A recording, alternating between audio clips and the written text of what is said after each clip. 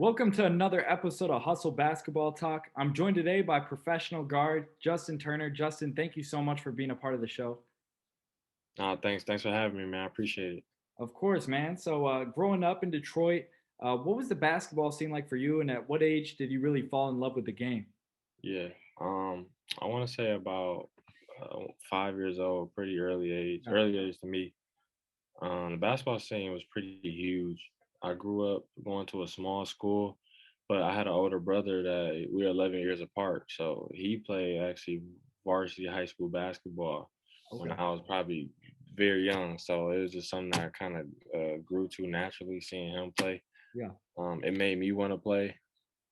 And he didn't have the chance to play in college and or after high school, so he kind of had this burning desire to use that for me. Live it And through you to an yeah, extent. Yeah. exactly. So um, we kind of just started building off of that, and then each year, we took it step by step each year, and we just keep getting better. And then as I got to high school, the basketball scene in Detroit was pretty big. We got a lot of big guys, a lot of big time names coming out like Yeah. Josh Jackson, Cassius Winston. Hmm. Miles Bridges wasn't from Detroit, but he's Michigan connected. And then obviously before us, people like James Young, Yep. Derek Walton, who was on my team this year. So definitely trying to fit in and find my way.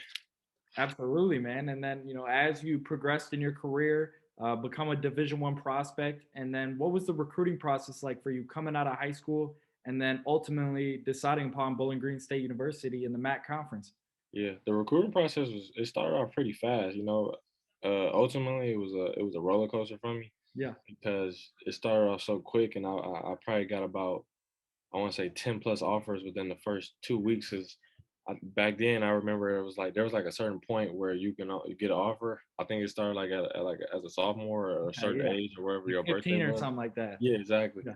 So I remember the first one came in from Central Michigan, and then pretty much the rest of the MAC just rolled in after that. Yeah. Then I had a couple.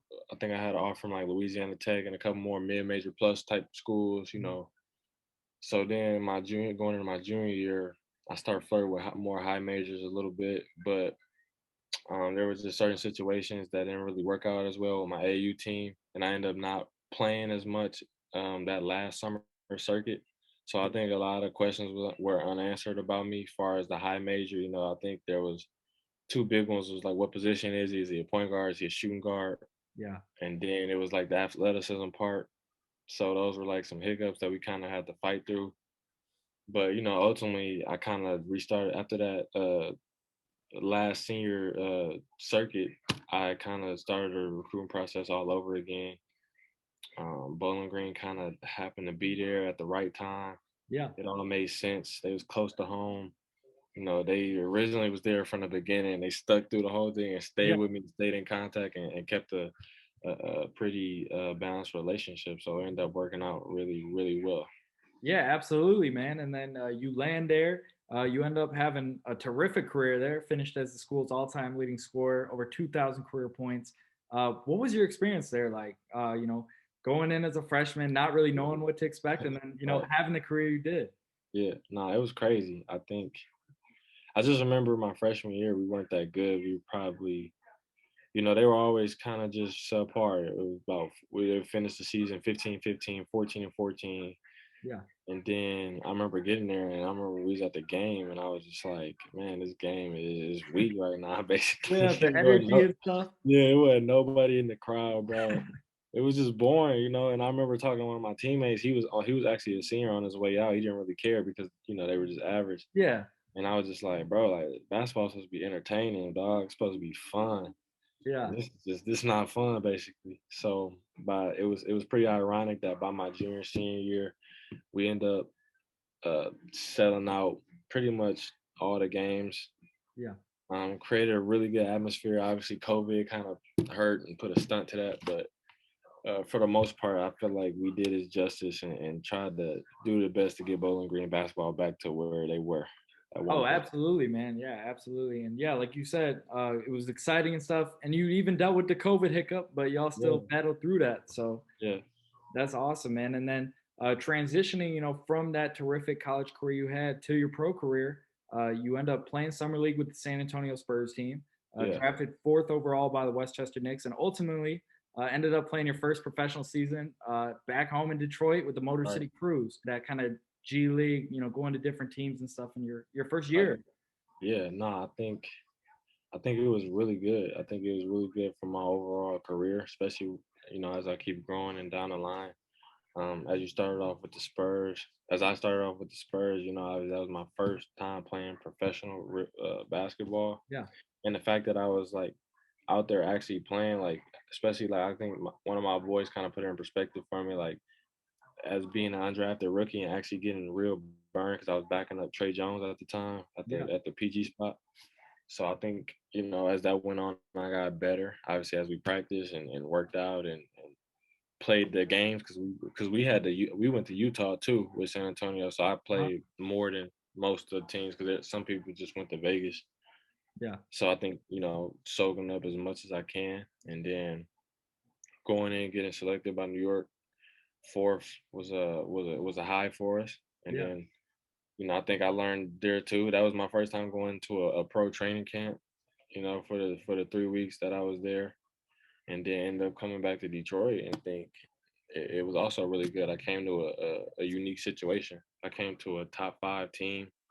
Obviously we didn't win it. We lost in the semis, but I came to a really good team. And at mhm, first I wasn't playing as much, so kind of had to work my way in there and just show that I can play with these dudes like I believe I can. And yeah, then I think I got the most important thing was that I got better and better each day, each week, each month. And then by the end of the season, I was playing like end of the season, real minutes, end of the game minutes yeah. where stuff matters. So I think overall my development this season was the thing I'm most proud of. Yeah, absolutely, man. And like you said, going as an undrafted rookie, you really got to get out the mud and, prove yourself all over Yeah, again, right? yeah, right. And from that development standpoint, going from not really playing as much when you get to Motor City and then finishing, you're having a 20-point games, right? Uh, Right. like, what was that process like mentally for you going from, you're the guy in college to now you're the rookie? Like, how was that mentally for you? Yeah. It was definitely challenging. I don't want to say it's more than I don't want to say that it was more something more that I couldn't handle because I've never been the impatient type or someone that backs away when it don't go my way, Yeah. because I know about having a grind. I've did it in each Yeah. session of my I life. I agree. did it in high school, I did it in college, and I know I'm gonna have to do it now, whether it's for a few years or 1 year. But no, mentally, I think just knowing I had to stay ready. I think we had a pretty good. Our coach DJ Baker did a good job of like relaying that to us, especially the younger dudes Yeah. of how like professionalism worked and staying ready and wanting to stay on the court. But at the same time, I had the passion for it, so obviously I didn't mind if I'm not playing, like I'm putting in extra work or getting there early and stuff like that because it's still fun to me. So For sure. I think it kind of went hand in hand. But overall, it definitely can be challenging when you've been playing your whole life, and then you come and not everybody's good. You kind of got to work your way Yeah. and understand these concepts and lingo and all that type of stuff. There's a lot that go into it, so it can be pretty challenging.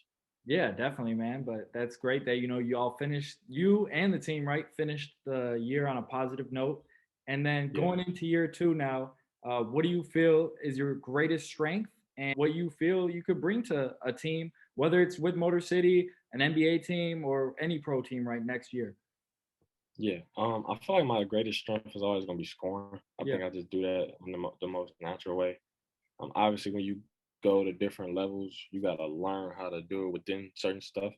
But I Mhm. think that's something that'll be able to transition for me at all times, whether it's shooting, get into the lane. But I think the other thing if I can bring is defense. I think I'm a really underrated defender. Yeah. Um, yeah, and obviously I know there's things I got to get better at, but I think those are two things that I definitely can bring to a team. That's awesome, man. And then going back now to when you fell in love with the game at 5, to now, what's been your favorite basketball memory thus far? Favorite basketball moment. I want to say when we in college when we played in our MAC championship game, we lost our conference championship game. We lost to Buffalo.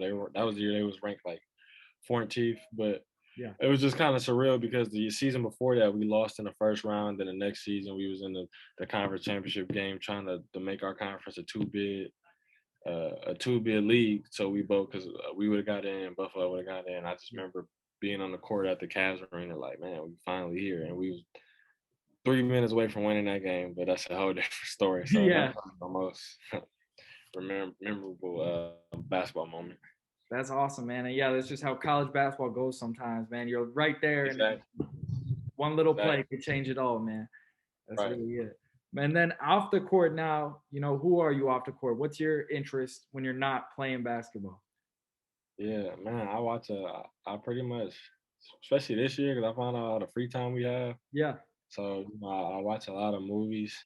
Yeah, Michigan is it has some pretty good malls, so I try to stay up out of them a lot. But I catch myself going there a lot Yeah. subconsciously, and yeah, pretty much hanging out with my friends and family. I'm pretty laid back, and I kind of go with the wind or go wherever the vibe takes me that day. So Got you. That's what's up, man. And that, yeah. as you said, being a pro, you have a lot of free time. Right? So, what advice would you give to anyone, looking to pursue a professional career, like as they go into it? What would you say?